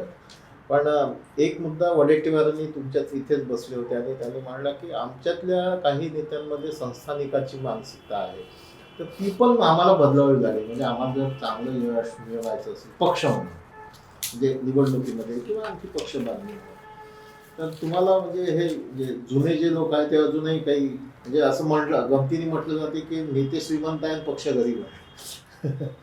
तसं जे बोलल्या जातं ते खरं आहे. मात्र सर्वसमावेशकता आणि साधेपणा हा असला पाहिजे. सामान्य परिवारातले माणसं आलं तुमचा पाहिजे. असतो, तुम्ही आश्रमात झोपता, हे करता, ते माझं जीवन आहे. मी दुसरं जीवन अफोर्ड करू शकत नाही. त्यामुळे तो काही माझा तो चांगुलपणाने मला जे परवडतं, जो माझा संस्कार आहे, जे जीवन आहे, ते मला आवडतं आणि मी बाय चॉईस ते करतो. त्यामुळे हा काही हे नाही. आता इथून मोजरीला, नागपूरला मधून येताना किंवा जाताना मोजरीला मुक्काम असतो, तर तो माझा सुरू असलेला युवावस्थेपासूनचा आहे. मी तसंच ते करणार. त्यात काही कौतुक करावं किंवा त्याचं हे करावं असं नाही. राजकीय माणसाने कसं असलं पाहिजे, याचं एक मार्केटमध्ये एक वेगळी प्रतिमा तयार आहे आणि त्या प्रतिमेच्या ट्रॅकमध्ये सर्वच अडकलेले आहेत. म्हणजे केवळ नेतेच नाही, त्याच्यामध्ये मतदार पण. लोकांनाही नेता कोणाला समजायचं, तो चकबाक एकदम जो राहील त्याचे कपडे कडक राहतील,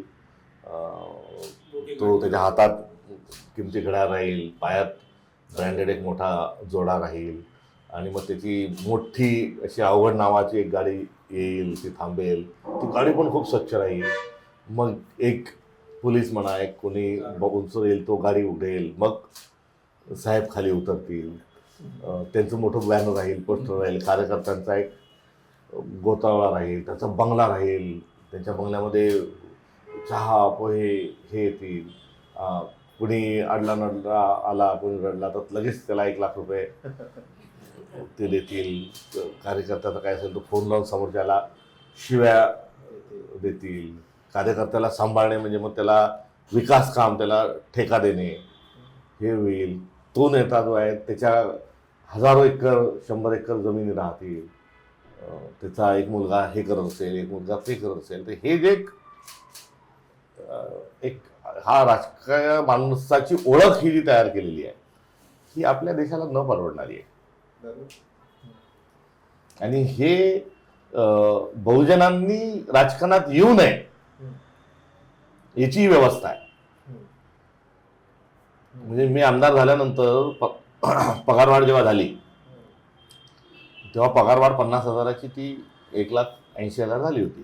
तेव्हाच्या बिलवर बोलत असताना किंवा त्याच्यात जो माझा भाग होता, किंवा माझं शाळा नाही, माझं कारखाना नाही, माझी बायको शिक्षिका आहे, ती घर चालवते, कुठे शिकतात आहे, तर आता मी आमदार आहे, तर माझी रिक्वायरमेंट काय? तर माझी रिक्वायरमेंट ही आहे की मला ठेकेदाराच्या खिशाकडे बघायचं नाही, पैसे खायचे नाही. माझी रिक्वायरमेंट आहे की माझ्याजवळ एक वाहन असावं आणि त्यामध्ये मला GPRS त्याच्यावर लावावं, आणि ते मला मतदारसंघात एवढं आणि महाराष्ट्रात एवढं असं फिरण्याच्या अनुषंगानं ती गाडी असावी की जी सरकारने दिली पाहिजे. मला एक ऑफिस असं, मी जिल्हा परिषद अध्यक्ष होतो. जिल्हा परिषद अध्यक्ष होतो, मला गाडी होती, क्वार्टर होतं, ऑफिस होतं, बेल दाबली की फोन होतं, टायपिस्ट होते, गाडी बिघडली तर आंध्र आरोग्य विभागाचे हे. मी अध्यक्ष झाल्यानंतर तहसीलदार असला त्याला शिपाई, आमदार झाला त्याला काहीच नाही. मग एक ॲडमिनिस्ट्रेटिव्हली एक कॅबिन असावी, अँटी कॅबिन नसली तरी चालेल, पण एक मीटिंग हॉल असावा. आणि हे जर तुम्ही त्या व्यवस्थेच्या सोबत जर दिलं नाही तर मग याचा अर्थ असा होतो की काही विशिष्ट घरातल्याच लोकांनी आमदार व्हावं. तर त्याला वर्क स्पेस, त्याला सुविधा नाही म्हणू शकत आपण, ती चालवण्याकरता जे आवश्यक आहे ते असलं पाहिजे. आणि ते आता तिची मागणीच नाही आहे. म्हणजे खासदाराला आणि आमदाराला काय सुविधा असल्या पाहिजे हे कोणी, त्यांनी त्याचा आमदार निधी आहे तो वाटावा, खासदार निधी त्यांनी तो वाटावा, आणि इतक्या मोठ्या घरातल्या लोकांनी व्हावं की त्याला राहणारच नाही. मी आता नव्या घरात गेलो, जुन्या घरात आता जर असतो तर माझ्या इतके लोक येतात की भिंती पडून गेल्या असत्या. तर तात्पर्य हे एक जो हा मोठा एक आपण राजकारणाला जो रेकग्निशन जे दिलंय, जेवढे साधे लोक येतील, एसटीत फिरणारे, रेल्वेत फिरणारे, झोपणारे, आणि ह्याच्यात काय आता विमानाने गेल्यानंतर काही खूप काही काम प्रत्येकाला मुंबईमध्ये असतं असं नाही आहे. ही प्रोफाईल एवढं हाय करून टाकलं.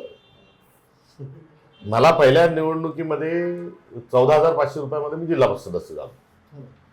जिल्हा परिषद अध्यक्ष असताना लढलो, 30,000 रुपयामध्ये मी दुसऱ्यांदा जिल्हा परिषद सदस्य झालो. हे तर माझं कौतुक नाही आहे, लोकांनी मला मतदान केलं हे त्यांचं मोठेपण आहे आणि त्यांनी माझ्यावर केलेला तो संस्कार आहे, म्हणून मी पैसे खात नाही. याच्यात माझं काय क्रेडिट आहे? तेव्हा काही ते वडील आता मी होतो, आता सांगून तुम्हाला माझं लग्न करायचं नव्हतं, करून दिलं, आता चाललं लग्न पण झालं, आपण आता काय करावं, आता ते तोंड लपवायला मी जिल्हा परिषदेत उभा राहिलो. नाही तर राजकारणात थेट स्वरूपात यायचं नव्हतं की आता काही आपण नोकरी पण करायची नाही आपल्याला. मी BPED आहे, गुरुजी बिरुजी लागून जाण्याची संधी होती, नॅशनल प्लेअरही होतो, ते उभा राहून गेलो, लोकांनी निवडून दिलं. बुडेबांनी आईनी नाही म्हणतात नाही उभं राहून गेलो. तो त्यानंतर माझं गाव त्याच्यात नाही, माझं मतदान त्या प्रभागात नाही, काँग्रेसला तिथे उमेदवार मिळत नव्हता, तो मुस्लिम बहुल, तिथे मी निवडून आलो. तो निवडून आल्यामुळे सर्व जाती धर्माच्या लोकांनी मतदान केलं. तो सेक्युलरिझमचा मला संस्कार मिळाला. बिना पैशाचं निवडून दिलं, तो संस्कार मिळाला म्हणून माझं राजकीय वागणं वेगळं आहे. याच्याऐवजी मी 1 कोटी रुपये खर्च करून निवडून आलो असतो तर माझं वागणं कसं असतं? पण ही सगळी आदर्श व्यवस्था या आत्ताच्या सगळ्या घाणेरड्या वातावरणात टिकेल? इतका आदर्श विचार आता टिकेल का? परळीमध्ये काँग्रेस पक्षाचा आमचा नगरसेवक निवडून आला आहे. हा. परळीमध्ये पूर्ण पॅनल होतं काँग्रेसचं आमचं बीडमध्ये. हा. तो मिस्त्रीच्या हाताखाली काम करणारा मजूर आहे. बरं. तो काहीच पैसे खर्च न करता निवडून आला. मध्ये पण तसं आहे की लोकवर्गणी करून निवडून आला. हा, तर अशी अशी बेटा आहेत काही प्रकाशाची. आता निवडणुकीमध्ये तिकीट वाटायला बसतो सर्व, आम्ही काय विचारतो त्याला?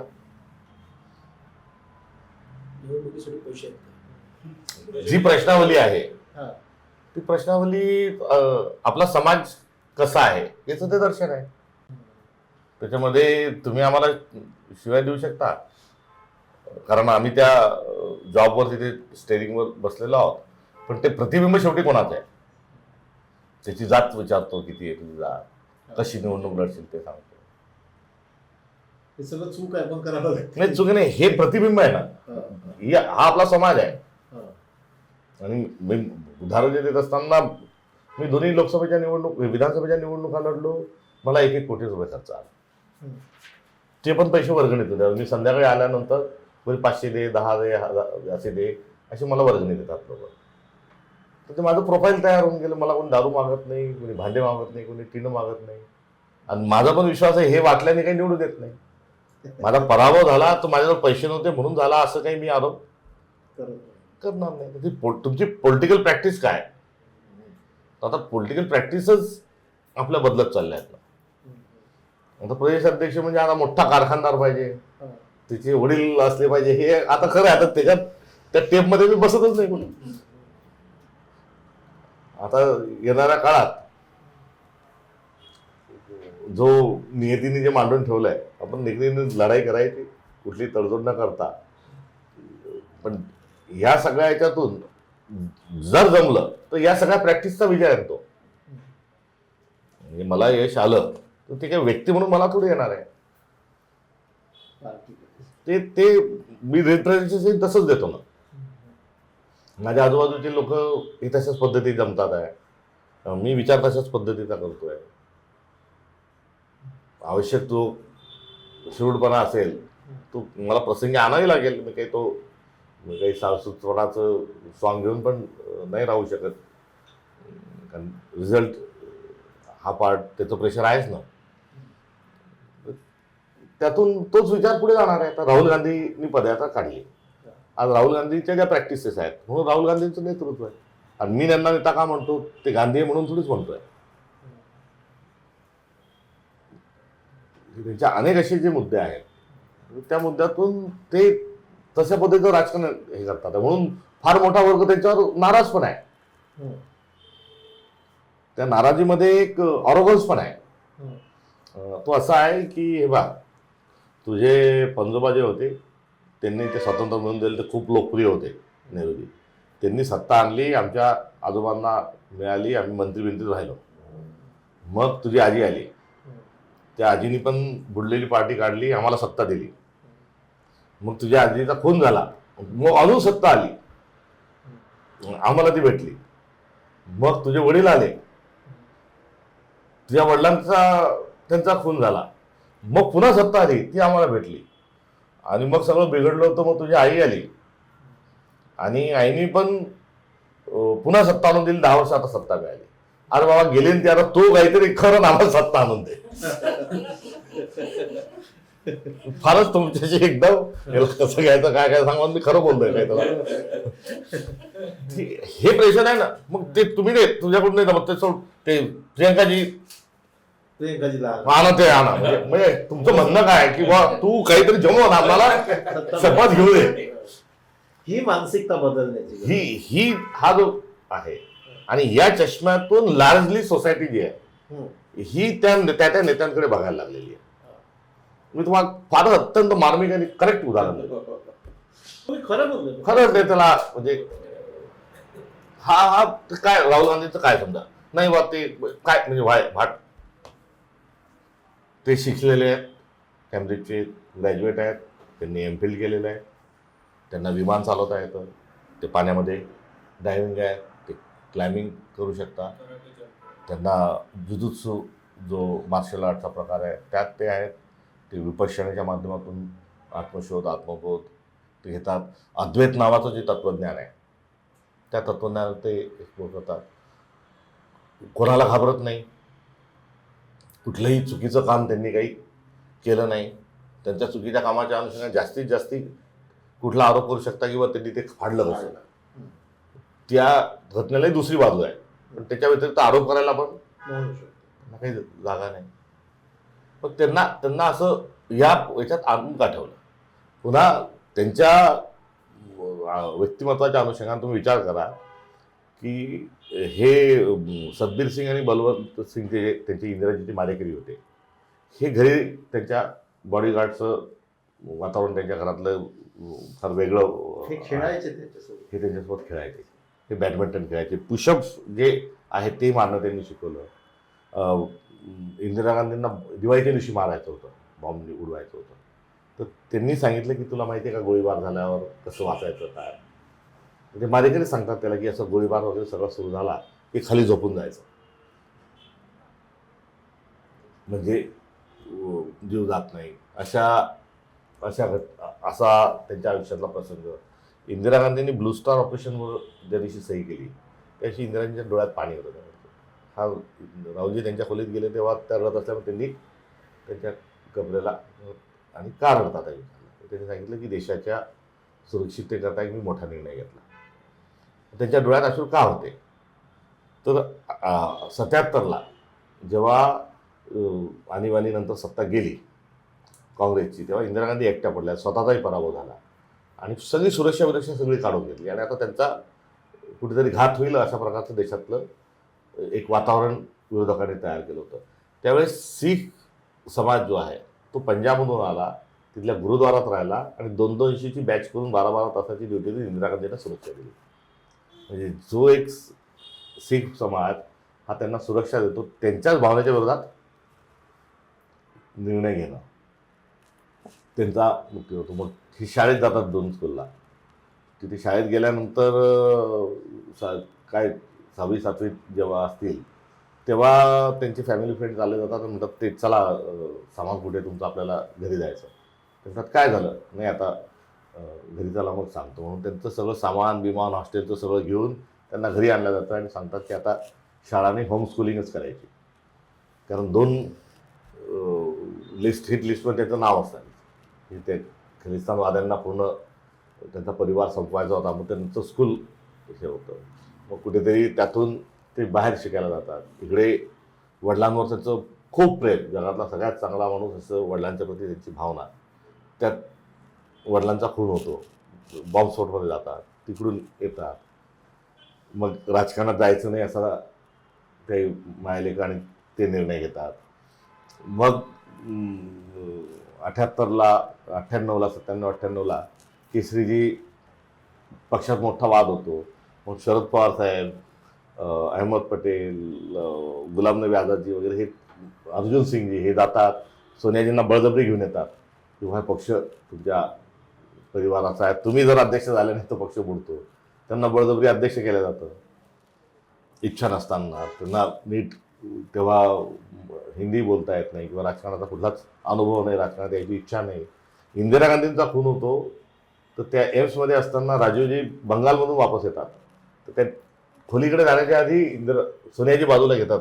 जे PC अलेक्झांडरने अंतिम पर्व नावाचं पुस्तक लिहिलं त्यात त्याचं, आणि सांगतात की तू काही कर पण पंतप्रधान नको. मग सोनियाजी येतात, मग त्यांना राजकारणात निवडून येतात. मग निवडून आल्यावर त्यांचा विदेशी मुद्दा येतो, त्याच्यात मग त्या म्हणतात अंतरिम आवाज.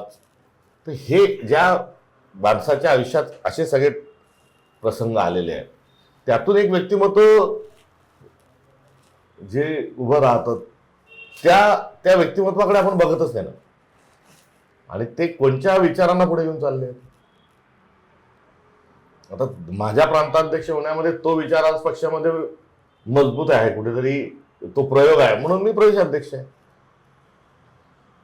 मी प्रदेशाध्यक्ष करा म्हणूनही गेलो नाही, किंवा जेव्हा मी गेलो तेव्हा माझ्यापेक्षा कोण चांगलं काम करतील हे 4 नावं मी सांगून आलो. आता या विचारांना प्रमोट करायचं आहे. हा कॉल करण्याकरता पक्षात एवढं वातावरण तयार करणं. आता भाजपमध्ये पक्षाध्यक्ष करताना काय निर्णय होता की ज्याचा आवाज कमी असेल, जो अजिबात बोलणार नाही. आता जे नवीन नड्डाजींना काढून अध्यक्ष झाले ते पूर्ण वेळ नाही, कार्यकारी अध्यक्ष झाले. तो बिचारा माणूस झाला तेव्हा असं वाटलं की नाही नवीन आहे काहीतरी. म्हणजे मी गेलो तेव्हा असा कसा काय केला आणि भाजप करते तेव्हा मास्टर स्ट्रोक हा पण एक समजा. पण तो माणूस आज कुठे नाही. महाराष्ट्राचे अध्यक्ष हे आता काल बोलल्यामुळे लोकांना समजलं विलासरावांबद्दल त्यांनी केलेल्या स्टेटवर ते अध्यक्ष. नाही तर मग अध्यक्ष नावाची सिस्टीमच नाही. आज माफी मागितली. हा पण त्याच्यावर फार छान माझं उत्तर आहे की ही त्यांची मानसिकता आहे. विलासरावांच्या आठवणी विसराव्यात हे भारतीय जनता पक्ष त्यांच्या मनातलं बोललं हे. आणि विलासरावजींच्या संदर्भातलंच नाही तर त्यांना प्रमोद महाजनजींच्या आठवणी पुसून काढायच्या आहेत, गोपीनाथ मुंडेंच्या आठवणी पुसून काढायच्या आहेत आणि त्यांना नितीन गडकरी साहेबांच्याही आठवणी पुसून काढायच्या आहेत. अटल बिहारी वाजपेयींच्या आठवणी पुसून काढायच्या आहेत. लालकृष्ण अडवाणींच्या आठवणी त्यांना पुसून काढायच्या आहेत. एवढंच नाही तर त्यांना रेशीम बागेतले जे 2 फोटो आणि पुतळे आहेत ते पण त्यांना बाजूला काढायचे आहेत. आणि गोळवलकर गुरुजींच्या ठिकाणी अमित शहा आणि हेगडेवारांच्या ठिकाणी नरेंद्र मोदी. म्हणजे त्या गोळवलकरांच्या आणि हेगडेवारांच्या आठवणी पुसून काढायच्या आहे. जे काही आहे नाही आहे ते नॉन बायोलॉजिकल स्वतःला म्हणून घेणारे जे नरेंद्र मोदी आहेत यांच्याच आठवणी ठेवायच्या आहेत. आणि त्यांचे पट्ट शिष्य म्हणून अमित शहाच्या ठेवायचे आहे. आणि हे सगळं करण्यामध्ये देवाभाऊ जे आहेत हे हनुमानाच्या भूमिकेत या दोघांचे सेवक म्हणून त्यांना तिथे स्थापित राहायचं म्हणून सगळ्यांच्या आठवणी पुसून काढायच्या. आणि त्या करताना पंकजा मुंडेंना त्रास देऊन गोपीनाथरावांच्या पुसण्याचा षडयंत्र त्यांनी सुरू केलेलंच आहे. एकनाथ खडसेंना पक्षाच्या बाहेर टाकून ते झालेलंच आहे. आणि नितीनजींची काय परिस्थिती नागपूरमधली आहे हे तुम्हाला माहितीच आहे. या निवडणुकीत तर त्यांचं म्हणजे आम्हीच नाव घेऊन आलो, त्यांचं तर नावच कुठे आलं नाही.